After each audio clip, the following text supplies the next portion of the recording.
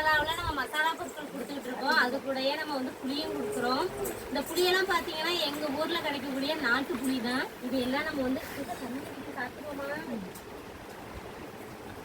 பாருங்க. எங்கள் ஊரில் சரியான மழை. இப்போ நல்லா வெயில் அடிச்சுட்டு இருந்துச்சு, வெளியில் காஞ்சிட்டு இருந்தது. இப்போதான் மழை பெய்யவும் நாங்கள் உள்ளார எடுத்துகிட்டு வந்துட்டோம்.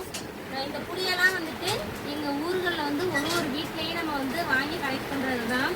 இது வந்து அவங்க விற்க போகிறதுனால சுத்தமாக இது பண்ணியிருக்க மாட்டாங்க. ஒவ்வொரு கொட்டைகள் இருக்கும், அப்புறம் மேலே ஓடெல்லாம் இருக்கும்.